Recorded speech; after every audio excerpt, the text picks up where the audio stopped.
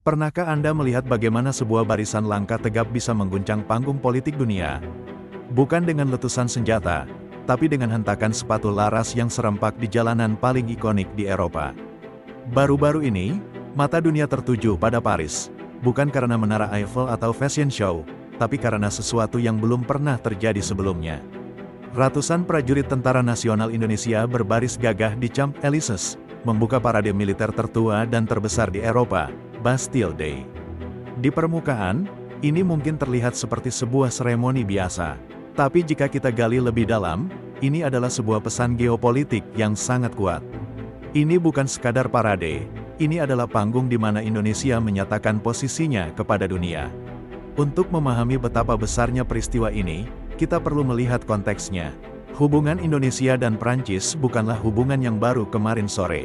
Ini adalah kemitraan strategis yang telah dibangun selama bertahun-tahun, mencakup ekonomi, budaya, dan yang terpenting, pertahanan. Hubungan ini telah berevolusi dari sekadar simbolis menjadi kolaborasi yang substansial. Di tengah ketidakpastian global, Indonesia dan Prancis menemukan kepentingan yang sama, stabilitas di kawasan Indo-Pasifik. Lalu, datanglah momen puncaknya pada tanggal 14 Juli tahun 2025. Di bawah langit musim panas Paris, Indonesia mencatatkan sejarah.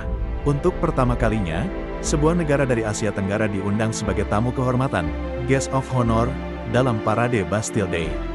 Sekitar 500 prajurit TNI dari 3 matra, darat, laut, dan udara, ditambah dengan marching band gabungan, diberi kehormatan luar biasa untuk menjadi barisan pembuka. Mereka melangkah tepat di depan pasukan tuan rumah. Di tribun kehormatan, sebuah pemandangan langka tersaji.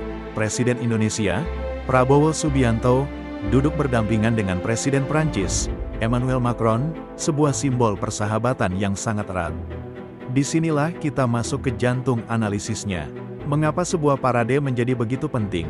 Pertama, ini adalah tentang pengakuan dan legitimasi. Diundang sebagai tamu kehormatan di Bastille Day adalah sebuah stempel, pengakuan dari kekuatan besar Eropa bahwa Indonesia adalah pemain kunci di panggung dunia.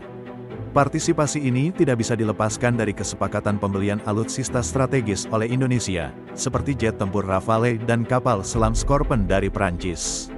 Parade ini seolah menjadi perayaan atas kemitraan pertahanan yang semakin erat, di mana Prancis mendapatkan mitra strategis dan pembeli alutsista, sementara Indonesia mendapatkan teknologi dan peningkatan kekuatan pertahanan.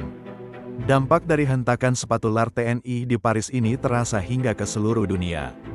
Bagi Indonesia, ini adalah suntikan kepercayaan diri dan peningkatan citra yang luar biasa. Media internasional seperti France 24 menyoroti penampilan TNI, yang secara tidak langsung mempromosikan Indonesia di mata jutaan penonton global. Ini adalah soft power yang ditampilkan melalui hard power.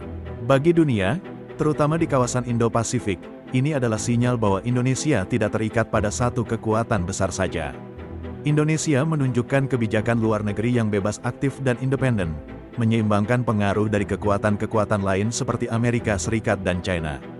Lalu, apa langkah selanjutnya? Kita bisa memprediksi akan adanya peningkatan kerjasama militer yang lebih konkret. Secara ekonomi, citra positif ini diharapkan dapat membuka pintu lebih lebar bagi investasi dan pariwisata dari Eropa. Indonesia telah menunjukkan dirinya sebagai negara yang stabil, kuat, dan mitra yang bisa diandalkan.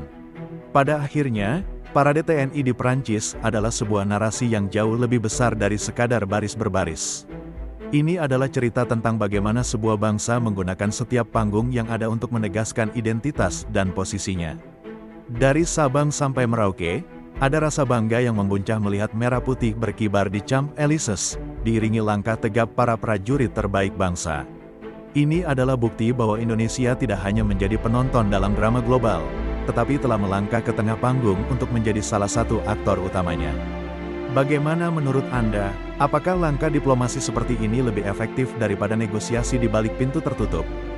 Bagikan pandangan Anda di kolom komentar, dan jangan lupa subscribe channel ini untuk analisis geopolitik mendalam lainnya.